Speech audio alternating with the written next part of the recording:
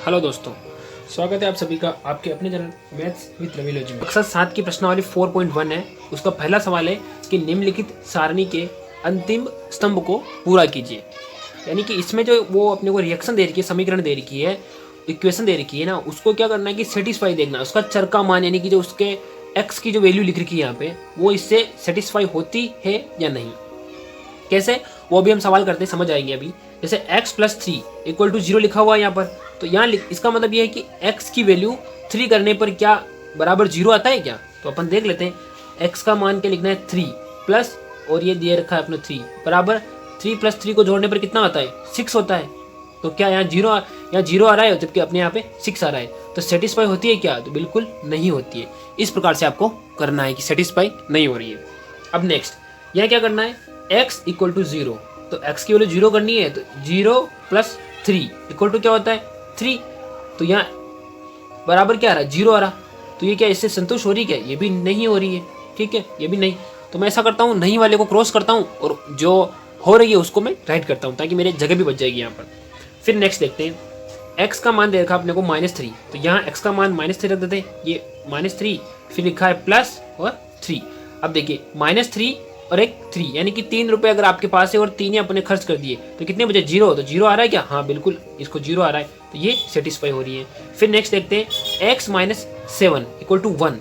x का मान 7 रखते हैं, 7 - 7 बराबर 7 में से 7 आता है, कितना आता है अपने 0 आ रहा है, जबकि ये कह रहा है 1 आ रहा है। तो सेटिस्फाई हो रही है क्या, बिल्कुल नहीं हो रही है। फिर नेक्स्ट देखते हैं अपन, x - 7 = 1। अब यहाँ x का मान 8 रखना है आपको। क्या करेंगे, 8 - 7 बराबर 8 में से 7 आता है, कितना बचता 1 बचता। अपना भी 1 आ रहा और इसके भी 1 आ रहा सवाल में भी, तो ये सेटिस्फाई हो रही है। फिर नेक्स्ट देखते हैं, x की वैल्यू 0 रखनी है। तो 5x माने क्या होता है 5 × x। ठीक है, तो 5 × x मतलब 5 × 0, ये 0 दे रखा है, इसलिए 5 × 0 क्या होगा, किसी भी संख्या को 0 से गुणा करने पर क्या आती है 0 आती है, लेकिन इसके 25 आ रहा है, तो ये नहीं होगी सेटिस्फाई। नेक्स्ट इसी तरीके से x की वैल्यू 5 लिखनी है। तो क्या करेंगे, 5 × 5 बराबर 5 को 5 से करेंगे 25, अपने 25 आ रहा है और इनके भी यहाँ पे 25 आ रहा है। तो इसका मतलब ये भी सेटिस्फाई होती है। फिर नेक्स्ट -5 रखना है x की जगह पे। तो 5 × -5 यानी कोष्टक में लिखना है -5 को। 5 को 5 से गुणा करेंगे, कितना आएगा 25 आएगा, लेकिन वो माइनस का 25 आएगा और यहाँ पर 25 प्लस का दे रखा है, तो ये भी सेटिस्फाई नहीं हो रही है। नेक्स्ट m/3 यानी कि m/3 बराबर 2 दे रखा है। m की जगह पे आपको 6 रखना है, माइनस का 6 ना, तो -6/3 भाग लगाओ 6 के अंदर 3 का, तो 3 दूना 6, 2 बार जाता है, लेकिन वो माइनस का और यहाँ प्लस का दे रखा है। तो इसका मतलब अपना मान माइनस का आ रहा है, इसका प्लस का आ रहा है, इसका मतलब ये सेटिस्फाई नहीं होगी। फिर देखते हैं m की वैल्यू 0 रखने पर, तो 0/3 किसी भी संख्या के अंदर 0 का भाग लगाते हैं ना, तो उसका मतलब 0 ही आता है एक तरीके से। तो ये 0 आएगा और 0 आता है, यहाँ पे 2 आ रहा, तो ये सेटिस्फाई नहीं हो रही है। फिर m की वैल्यू 6 रखते हैं यहाँ पे, 6/3, 6 के अंदर 3 का भाग लगाओ, 3 दूना 6, यहाँ 2 आ रहा अपने और इनके भी 2 आ रहा है, मतलब ये सेटिस्फाई होती है। तो इस प्रकार से ये आपको सवाल कर लेना है। आई होप कि आपको ये समझ में आ गया होगा कि मैंने किस तरीके से किया है। थोड़ा सा आपको देखने में प्रॉब्लम हो सकती है, मैं एक बार इसको जूम करके बता देता हूँ आपको कि क्या क्या आंसर आ रहे हैं। ठीक है, यह देख लीजिए आप थोड़ा सा। तो ये इस प्रकार से आपको पहला वाला आंसर कर लेना है। ओके, चलिए अब मैं नेक्स्ट वीडियो में आपको बताऊंगा मैं दूसरा सवाल। तो अब मुझे दीजिए विजा। ओके, ये पहला सवाल आपको समझ में आ गया होगा। नहीं भी आया हो तो मुझे कमेंट कर सकते हैं, और मिलते हैं अगली वीडियो में अपन दूसरे सवाल और बाकी के जो सवाल बचे उसको लेकर। तब तक अपना ध्यान रखें। जय Hind. Welcome to maths with Ravilogy, स्वागत है आप सभी का। अब हम प्रश्नावली 4.1 कक्षा 7 की उसका हम दूसरा सवाल कर रहे हैं। दूसरा सवाल में अपने को दे रखा है कि जांच कीजिए कि कोष्टकों में दिए हुए मान है ना, दिए गई संगत समीकरण के हल है या नहीं। तो अपने को सबको सोल्व करके देखना है कि जो कोष्टक में जिनकी वैल्यू दे रखी है ना, वो इसको सेटिस्फाई करती है या नहीं। ठीक है ना, अपन उसको देखेंगे। पहला सवाल है कि n + 5 बराबर 19 है ना, और n का मान 1 दे रखा है। n का मान 1 का मतलब क्या है, जहाँ n लिखा है ना वहाँ सीधा सा आपको 1 रख देना है। क्या करूंगा मैं, सीधा सा हल करूंगा इसको। ठीक है, आप देखते जाइए। n की जगह पे मैं 1 रख रहा हूँ, ठीक। फिर +5 बराबर 19, कुछ नहीं कर रहा हूँ, सिंपल जैसे दे रखा वैसे कर रहा हूँ। फिर 5 और 1 को जोड़ने पर कितना होता है 6 बराबर 19। क्या दोनों की साइड जो दे रखी है अपने को वो बराबर आ रही, क्या ये 6 बराबर 19 नहीं आ रही है, तो इसका मतलब क्या है, ये इसके हल हो ही नहीं सकते। ठीक है, अब दूसरा करते हैं। दूसरा में दे रखा है 7n। मैं हिंदी और इंग्लिश दोनों में बोल रहा हूँ ताकि आपको कोई कन्फ्यूजन ना हो। मैं इसको हिंदी में बोलूँगा तो 7n + 5 = 19 ऐसे बोलेंगे। और यहाँ n का मान -2 दे रखा है, यानी कि ऋणात्मक दे रखा है। क्या करेंगे, सीधा 7, ठीक है, और यहाँ गुणा में रहेगा क्योंकि ये गुणा में n है, और -2 और +5 = 19। अब मैं 7 को 2 से गुणा करना कितना आता है, 7 दूनी 14, लेकिन माइनस का आता है और फिर प्लस का 5 = 19। अब 14 में से 5 जाएगा यहाँ पे क्योंकि माइनस का बड़ा है और 5 प्लस का है। 14 में से 5 जाता है, कितना बचता है, 14 में से 4 जाता है तो 10 बचता है, और 10 में से एक और भेज दो, कितना 9 और वो भी माइनस के, और बराबर 19। क्या दोनों सेटिस्फाई हो रही, क्या इधर तो 9 है इधर 19 है, तो ये इसके हल नहीं हो सकते, यानी कि दोनों ही इसके हल नहीं हो सकते। तो यहाँ ऐसा लिख सकते हैं कि ये भी नहीं होगा और ये भी, इसके भी हल नहीं होगा। नेक्स्ट करते हैं, अब नेक्स्ट करते हैं कि 7n + 5 = 19। इसमें n का मान 2 दे रखा है, 2 रख देते हैं अपन। तो क्या करेंगे, 7 × 2, n की जगह पे 2 रखना है, 7 × 2 + 5 = 19। 7 को 2 से गुणा करो, कितना आता है 14, और 14 + 5 = 19, ठीक है। तो क्या 14 और 5 को जोड़ने पर 19 आता है, हाँ, 14 × 5 = 19 = 19। तो दोनों तरफ सेटिस्फाई हो गया, यूँ ही लिख सकते हैं अपन LHS = RHS, यानी कि जो बायां भाग बराबर दायां भाग दोनों बराबर आ गए, इसलिए ये सही है एक तरीके से। हाँ, इसके ये हल होंगे। नेक्स्ट है 4p - 3 = 13। p का मान 1 रखना है, तो क्या करेंगे, 4 है ना, सीधा सा लिखेंगे अपन, p की जगह पे 1, तो 4 × 1 - 3 = 13, ठीक है। 4 × 1 माना 4 × 4 -3 = 13। 4 में से 3 जाता है, कितना बचता है, 1 = 13। तो इसका LHS = RHS नहीं है, तो इसका मतलब ये इसके हल नहीं है। इस प्रकार से आपको इसको करना है। अब नेक्स्ट करते हैं अपन, अब इसको सोल्व करते हैं। यहाँ क्या दे रखा है, 4p - 3 = 13, जहाँ p का मान दे रखा है -4। अब -4 रखेंगे p की जगह पे, तो 4 गुणा कोष्टक में रखेंगे, ध्यान रख लेना, -p फिर -3 = 13। 4 को 4 से गुणा करो, कितना आता है, 4 × 4 = 16, लेकिन माइनस को गुणा करने पर माइनस आता है बाहर, फिर माइनस इसका और फिर 3 = 13। अब 16 और 3, ये भी माइनस का, ये भी माइनस का, क्या होगा, जुड़ेगा, क्योंकि समान चिन्ह है, जुड़ते हैं। 16 और 3 19 जुड़ेगा, लेकिन ये भी माइनस, ये भी माइनस, दोनों माइनस के, एक ही परिवार के, और बराबर 13। तो क्या 19 = 13 होता है, क्या नहीं होता है। तो इसका मतलब क्या है, LHS = RHS नहीं है। यहाँ पर बराबर का चिन्ह देखिए, ऐसे कर देना, नहीं है। नेक्स्ट करते हैं 4p, यानी कि 4p - 3 = 13। यहाँ p का मान 0 दे रखा है, तो p की जगह पे 0 रखते हैं अपन, तो 4 गुणा p की जगह पे 0 - 3 = 13। तो 4 गुणा 0 होना ना, 4 को 0 से गुणा करना, तो 0 - 3 = 13, माइनस का 3 = 13। तो क्या 3 = 13 होता है, क्या नहीं होता है। तो इसका मतलब क्या, LHS = RHS नहीं है, तो ये भी इसके हल नहीं है। इतना सिंपल सवाल आपको इस प्रकार से कर लेना है। आई होप ये सवाल आपको अच्छे से समझ में आ गया। नहीं समझ में आया तो मेरे को कमेंट करके बता सकते हैं, मैं फिर से वीडियो बना के या आपको स्पेशल उस कमेंट में आंसर देके सवाल कर दूंगा। ओके, मिलते हैं अगली वीडियो में, तब तक अपना ध्यान रखें। जय हिंद। हेलो दोस्तों, स्वागत है आप सभी का। अपन तीसरा सवाल कर रहे हैं 4.1 का कक्षा 7 की मैथ्स का। तो तीसरा सवाल में दे रखा है, प्रयत्न और मूल विधि से हल करें, यानी कि जो अपना नॉर्मल मेथड है उससे हल करना है। सवाल आपके सामने लिखा है कि 5p + 2 = 17 और एक है 3m - 14 = 4। दोनों को सवाल को हल करेंगे, एक एक करके अपन इसको हल करते हैं। तो अपन क्या करेंगे, सबसे पहले 5p + 2 = 17। अब दोनों, ये 2 है और 17, ये दोनों एक चीज़ें हैं। चर और अचर आपने सीखा है, चर और अचर को अपन अलग अलग करेंगे। तो सबसे पहले क्या करूँगा, मैं इसको इधर ही रखूँगा, तो 5p बराबर है, तो ये ऐसा कैसे, इसका भाई ये भी है, तो अपन क्या करेंगे, 17 तो इधर ही है, बराबर देखो बराबर से इधर है, और ये प्लस का 2 है, ध्यान रखना, प्लस का 2 इधर जाके बनेगा माइनस का 2, ध्यान से देख लेना यहाँ पर। फिर मैं आगे इसको करता हूँ, 5p = 17 में से 2 जाता है, कितना बचता है 15, ठीक है। अब p की वैल्यू निकालनी अपने को, तो क्या करेंगे, p को बाहर लाएंगे अपन, कैसे लाएंगे, ऐसे, ठीक है। और अगर नहीं समझ में आता तो एक बार स्टेप को थोड़ा मिस कर लेंगे, मैं बता दूंगा आगे। यहाँ पे पहले x ये समझ लीजिए कि थोड़ा 15 = 5 इस प्रकार से होगा। देखो ये जो गुणे में है ना, ये गुणे में इधर, ये इसके साथ गुणे में है, वो भाग में चला गया, ठीक है। अब p की वैल्यू निकालनी अपने को, तो क्योंकि पूछा ही p का मान है, तो p का मान निकालने की 15/5, तो 15 के अंदर 5 का भाग लगाना है, 5 × 15 3 बार जाता है, ये देखो 3 बार है ना। तो p की वैल्यू क्या आ गई, p की वैल्यू आ गई 3, इतना सिंपल है, p की वैल्यू 3 आ गई। अब देखो ये कैसे गया तो बता देता हूँ मैं आपको। देखो 15 ये इस प्रकार से, और p यही रह गया, p का मान निकालना है, और यहाँ गुणा में था जो भाग में चला गया, इस प्रकार से गया। तो आपको इस प्रकार से ये कर लेना है सवाल। ठीक है, समझ में आ गया होगा। नेक्स्ट करते हैं सवाल को। अब इस सवाल में क्या करना, इसमें भी m की वैल्यू निकालनी है। 3m-14 बराबर 4। वही सिस्टम क्या कि चर को एक साइड और अचर को एक साइड। मैं क्या करूँगा, सीधा फॉर्मूला है कि मैं इस वाली साइड को इधर ही रख लूँगा। ठीक है, फिर बराबर लगा दूंगा, फिर 4 लिख दूंगा, फिर इस वाली टर्म को इधर ले आऊँगा। ये माइनस का ध्यान रखना, इधर आके हो जाएगा प्लस का 14। अब हल कर लेते हैं, क्या होगा, 3m को ऐसे कैसे ही, और 14 और 4 कितने होते हैं, कितने होते हैं पता है आपको कि नहीं पता? ये होते हैं 18। छोटी छोटी चीज़ें कभी कभी याद नहीं आती, इसलिए मैं आपको पूछ रहा हूँ।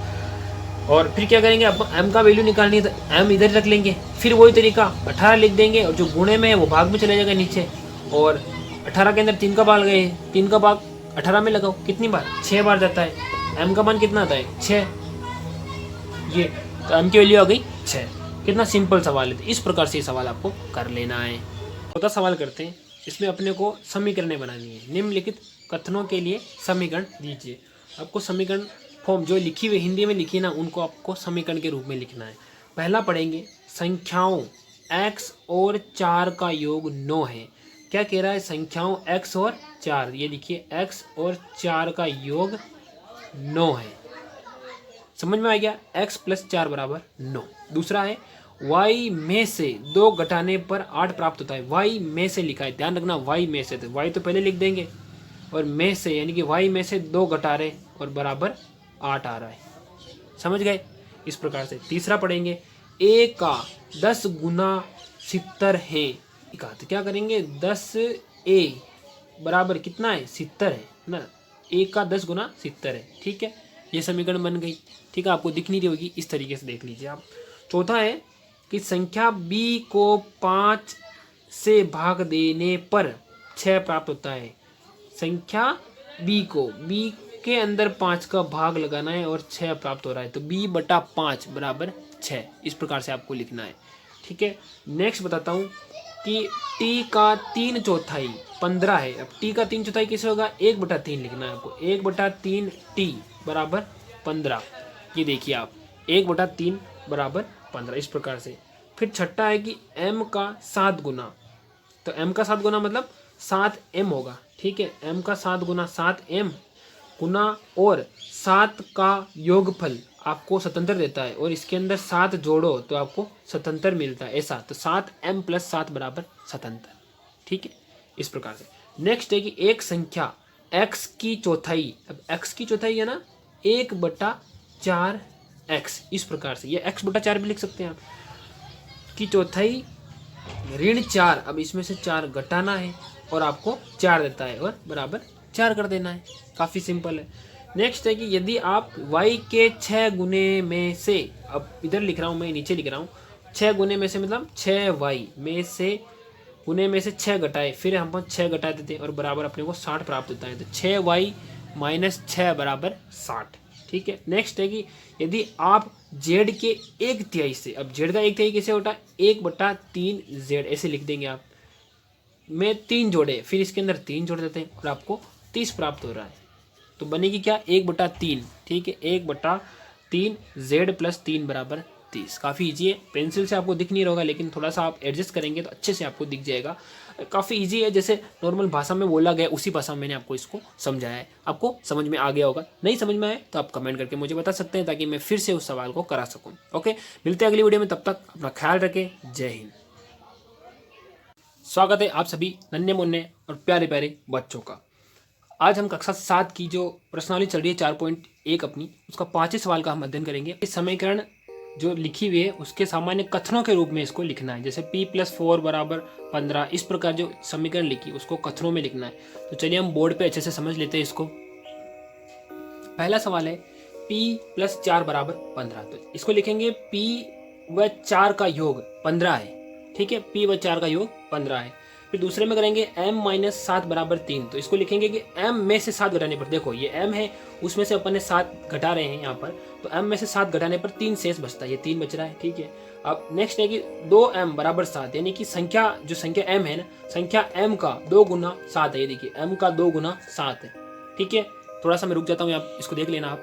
ठीक है, नेक्स्ट करते हैं। अब चौथे में आप देखेंगे m/5 = 3 लिखा है। तो इसको क्या लिखेंगे कि m का 1/5, देखो m और 1/5 जहाँ कुछ नहीं होता वहाँ 1 होता है, तो m का 1/5 3 होता है, तो 3 लिख दिया मैंने इस तरीके से। फिर फर्स्ट जो चौथा सवाल किया उसी तरीके से पांचों करना है कि संख्या m का 3/5 6 होता है, ठीक है। फिर नेक्स्ट है कि 3p + 4 = 25, तो इसको कैसे लिखेंगे 3p को कैसे लिखेंगे, जैसे अपने पिछले वाले सवाल में लिखा था कि संख्या p के 3 गुने में, देखो p के 3 गुने में 4 जोड़ा गया, देखो 4 जोड़ा गया और क्या प्राप्त हुआ 25 प्राप्त हुआ। इस प्रकार से आपको ये सवाल करना है। अब करेंगे सातवां सवाल जिसमें लिखा है कि 4p है ना, 4p - 2 = 18, तो इसको कैसे लिखेंगे कि संख्या p, ये p है, p के 4 गुने में, p के 4 गुने में से 4 गुने में से है ना, में से, देखो में से घटाने के लिए में से 2 घटाने पर 2 घटा रहे, देखो 18 प्राप्त होता है, देखो 18 प्राप्त होता है, ये 18। इसी प्रकार से कैसे करेंगे इसका p/2 को अपन ने कैसे लिखा था कि p का 1/2 गुना, तो p के 1/2 गुने ये इसके लिए हो गया, में से किसके लिए घटाने के लिए और जोड़ने के लिए में, प्लस के लिए में, दो जोड़ने पर ये, 2 जोड़ने पर ये इसके लिए आया, जोड़ने पर 8 प्राप्त होता है, ये 8 प्राप्त होता है। इस तरीके से आपको ये पूरा कर लेना है, ओके। तो इस प्रकार से आपका ये सवाल 5वां कंप्लीट होता है। वीडियो अच्छी लगे और ना लगे आपको लाइक करना है और अंत में एक कमेंट जरूर करना है। आप किस तरह मेहनत कर रहे हो, आपको कैसे समझ में आ रहा है, उसके लिए मेहनत करना है आपको। मिलते हैं अगली वीडियो में, आप अपना ध्यान रखेंगे और पढ़ाई करेंगे। जय हिंद। एक बार फिर से स्वागत है। हम कक्षा 7 की जो 4.1 है प्रश्नावली आपकी, उसका छठा सवाल कर रहे हैं। छठे सवाल में हमने क्या करना है कि निम्नलिखित स्थितियों में समीकरण बनानी है। अब सबसे पहले हम क्वेश्चन को पढ़ लेते हैं कि इरफान कहता है कि उसके पास परमीत के पास जितने कंचे हैं उसके 5 गुने से 7 अधिक कंचे हैं और इरफान के पास 37 कंचे है ना। तो परमीत के कंचों की संख्या को आपको बतानी है, इसकी समीकरण बनानी है और परमीत के कंचों को m मानना है। तो किस प्रकार से करेंगे चलिए बोर्ड पर समझाता हूँ। माना हम क्या मानेंगे है ना, क्या मानेंगे कि परमीत के पास जो कंचे हैं वो m है। तो लिख लेता हूं मैं कि माना कि है ना परमीत के पास कंचों की संख्या है ना, कंचों की संख्या बराबर m है। अपने को ये तो पता चल गया कि परमीत के पास m कंचे हैं। अब अपने से कहा गया था कि ना परमीत के पास कंचे जितने हैं उतने उसके पास, जिसके इरफान के पास भी उतने हैं, लेकिन उनके पास 5 गुने से 7 अधिक हैं, ऐसा कहा गया। समीकरण ऐसे बनेगी जैसे 5m है ना, 5m कैसे बना कि परमीत के जो पास कंचे हैं उसके 5 गुने तो ये हो गए से 7 अधिक हैं, और इरफान के पास तो आपको पता है इरफान के पास तो 37 कंचे हैं। ये इरफान के कंचों की संख्या है और ये परमीत के कंचों की संख्या, एक तरीके से सोचा जाए तो ये पूरा, लेकिन हमने माना कि m है तो m का तो मान निकालना है अपने को। तो ये समीकरण आपकी कंप्लीट इस प्रकार से बनकर तैयार हो जाती है। अब थोड़ा सा देखेंगे इसको, समझ में आ जाएगा कि 5 कहाँ से आया है। ये इसमें लिखा है कि m का 5 गुना के अंदर 7 अधिक है इसकी, तो 7 अधिक किसके पास है, परमीत के पास अधिक है, और इरफान के तो आपको दे रखे 37। तो इस प्रकार से सवाल हो जाता है। नेक्स्ट सवाल है दूसरा कि लक्ष्मी के पिता की आयु 49 वर्ष है और उनकी आयु लड़की की आयु के 3 गुने से 4 वर्ष अधिक है। तो लक्ष्मी की आयु को y वर्ष लीजिए। आपको हिंट दे रखा है कि लक्ष्मी की आयु को y वर्ष लेना है। कैसे करते हैं आइए चलते हैं। अब समझिए यहाँ पर इसमें अपने से कहा गया है कि लक्ष्मी की आयु को y मानना है, तो हमने सवाल के हिसाब से मान लिया कि माना लक्ष्मी की आयु y वर्ष है, ठीक है। अब लक्ष्मी के पिता की आयु क्या है, पिता की आयु 49 यानी कि 49 वर्ष अपने को सवाल में मेंशन है, दे रखी है। अब हम क्या करेंगे, प्रश्न के अनुसार चलेंगे। प्रश्न क्या कह रहा है, प्रश्न हमसे कह रहा है कि उनकी आयु लक्ष्मी की आयु के 3 गुने से 4 अधिक है ना। 3 गुने से लक्ष्मी की आयु क्या है, लक्ष्मी की आयु है y के 3 गुने से 4 अधिक है। 3 गुना मतलब y का 3 गुना होगा, से 4 अधिक, अधिक का मतलब जोड़ना है उसके अंदर, अधिक है और बराबर कितनी अधिक है, फिर दे रखी है 49। ये लक्ष्मी के पिता की आयु आ गई। तो अपने को क्या करना है कि जो प्रश्न कह रहा है ना उसके हिसाब से आपको चलते जाना है। ये देखा y लक्ष्मी की आयु हो गई, लक्ष्मी की आयु के 3 गुने से 4 अधिक है, 4 अधिक है। अभी दोनों बराबर हो गए, इधर पिता आ गए और इधर लक्ष्मी आ गई है ना, इधर लक्ष्मी आ गई, तो ये लक्ष्मी की आयु हो जाएगी। अब यहाँ पर अपने को y का मान पता चल जाए तो अपन ये बता सकते हैं कि लक्ष्मी की आयु कितनी है। तो आगे हम वही चीजें सीखने वाले हैं। इस प्रकार से आपको ये करना है। अगले सवाल की ओर बढ़ते हैं। कहा गया है कि अध्यापिका बताती हैं कि उनकी कक्षा में एक विद्यार्थी द्वारा प्राप्त किए गए अधिकतम अंक प्राप्त किए गए न्यूनतम अंक का दुगुना धन है 7 है और प्राप्त किए गए अधिकतम अंक 87 लिखा हुआ है। तो न्यूनतम प्राप्त किए गए अंकों को L लीजिए। अपन को L मानकर, न्यूनतम अंक को L मानकर अपने को सवाल करना है। देखिए कितना इजी सवाल हो जाएगा, मैं आपको बताता हूँ। अब इसको समझिए आप कि अपने को सवाल में जैसा दे रखा है वैसा आपने कर लिया कि माना कि प्राप्त किए गए न्यूनतम अंक L ले लिया आपने और अधिकतम अंक अपने को सवाल में दे रखा है 87 दे रखा है। तो प्रश्न कैसे कह रहा है उस प्रश्न के हिसाब से चलेंगे। प्रश्न कह रहा है कि अधिकतम अंक प्राप्त किए गए है ना, अधिकतम अंक प्राप्त किए गए न्यूनतम अंक का दुगुना 7 है। दुगुने के अंदर फिर 7 जुड़ा हुआ है। कैसे? न्यूनतम अंक क्या है? L है, इसके दुगुना क्या है? 2L हो गया, प्लस 7 अधिक है, और इसका मान कितना है? अधिकतम 87। एक तरीके से मैं आपको बताता हूँ, ये न्यूनतम बराबर अधिकतम होता है एक तरीके से, है ना। जो भी अपन दिखा रहे, वहां लक्ष्मी की आयु थी तो लक्ष्मी की आयु बराबर पिताजी की आयु है, और इसी प्रकार इरफान के पास जितने कंचे हैं बराबर है जो अपने परमीत के पास कंचे, यानी कि कंचे दोनों के पास बराबर है, लेकिन उसको इक्वेशन फॉर्म में लिखना है। ये काफी इजी, आप थोड़ा सा देखेंगे तो अच्छे से समझ में आ जाएगा। फिर मैं नेक्स्ट कराता हूँ आपको। अब एक सवाल है कि एक समद्विबाहु त्रिभुज में शीर्ष कोण प्रत्येक आधार कोण का दुगुना है। अब मान लीजिए कि प्रत्येक आधार का जो कोण है वो बी है, और याद रखिए कि त्रिभुज के तीनों कोणों का योग कितना होता है? 180 डिग्री। ये आपको पता ही है। सबसे पहले बताइए, जानिए इसमें कि प्रत्येक आधार का कोण क्या है? बी। त्रिभुज के तीनों कोणों का योग 180 डिग्री होता है, आपने को ये चीज पता ही है। अब इसमें क्या दिखा रहा है कि लाइन को बड़े ध्यान से पढ़ना पड़ेगा आपको कि शीर्ष कोण प्रत्येक आधार कोण का दुगुना है। ये जो शीर्ष कोण है ना, ये शीर्ष कोण आधार के जो कोण है, प्रत्येक आधार के कोण 1 2, प्रत्येक 2 हो गया का दुगुना है। जैसे मैं इसको अगर 1 1 ले रखा है तो ये इसका दुगुना हो गया। जैसे मैं अगर इन दोनों को एक को अगर जैसे एक को बराबर मैं 30 डिग्री मानूं, है ना, और बी को भी मैं 30 डिग्री मानूं, ठीक है, तो इसका दुगुना है। दुगुना कितना हो गया? ये ऊपर 60 हो गया, तो 30 30 60, और 60 और 60 120 ही होता है, ठीक है। तो ऐसा हो नहीं सकता। तो ऐसा करने के लिए अपने को क्या करना पड़ेगा? इसको बढ़ाना पड़ेगा। तो ये कितना होगा? 120 होगा। 120 होगा तभी जाके ये बनेगा। तो इसका मतलब किस तरीके से बनेगा? ये दुगुना है। अपने को ये सिंगल मैंने बताया तब तो ये हो गया, लेकिन अपने को दिखा रखा है कि ये आधार का कोण दुगुना है। अब दुगुना मतलब ये 2A 2B, तो इसका ये अगर इसको मैं सिंगल लूँ तो ये दुगुना बन जाएगा, है ना। अगर ए लिया तो मैंने ये दुगुना बन गया, और 2A 2A, तो यानी कि 1 और A, यहाँ पर आप ऐसे समझिए 1 + A + B बराबर ये अकेला दुगुना 2C है। समझ गए आप? या इस तरीके से समझिए आपको उसको। तो या अगर मैं इसको थोड़ा सा भी अगर इसको 30 30 लूँ, तो वापिस कोण भी मेंशन होने चाहिए सही। तो अगर इसको 60 लेता हूँ और इसको भी 60 लेता हूँ, क्योंकि समद्विबाहु त्रिभुज है, समद्विबाहु त्रिभुज की 2 भुजाएं बराबर होती है, और 2 भुजाएं बराबर होने के कारण कोण भी समान हो जाएगी। तो ये 60 और 60 कितने होते हैं? ये 120 हो गया, ठीक है, ये 120 हो गया। तो इससे ज्यादा लेंगे फिर इसको डबल होगा तो ये ज्यादा हो जाएगा, इससे दिक्कत हो जाएगी वापस। अगर इसको 30 और 30 ले तो ये तो हो गया 60, तो 60 का डबल कितना होता है? 6 दूनी 12, 120 हो जाता है ना। 120 और 60 ये तो कितना? 180 डिग्री हो गया। इस प्रकार से बना था। इसको एक तरीके से यूं समझेंगे कि 4B बराबर 180 डिग्री। समझ गए? 4B बराबर 180 डिग्री मानना है, क्योंकि ये दोनों कोण समान है। तो 1 2, है ना, और ये तीसरा कोण, इस प्रकार से आपको समझना। ये 4B बराबर 180 डिग्री। आई होप ये थोड़ा समझ में आ गया। थोड़ा सा ये डिफिकल्ट लग रहा होगा आपको, लेकिन है नहीं। तो इस तरीके से आपको ये समझ लेना है, और वीडियो को लाइक कर देना है। और हमारी जो प्लेलिस्ट है जो डिस्क्रिप्शन बॉक्स में आपको बनी हुई मिल जाएगी, डिस्क्रिप्शन बॉक्स को चेक कीजिए और वहाँ देखिए कि कक्षा 7वीं की और भी मैथ्स की वीडियो है और साइंस की भी वीडियो है, वहाँ से जाइए आप। और अभी लेटेस्ट वीडियो है, इसके लिए मैं आपको मेंशन कर रहा हूँ, इसलिए आप देख लीजिए। और अगर आपको और भी क्लास 7वीं के बारे में जानना है तो आई बटन में जाके चेक कीजिए। मिलते हैं अगली वीडियो में, तब तक अपना ध्यान रखेंगे और पढ़ते रहेंगे। जय हिंद।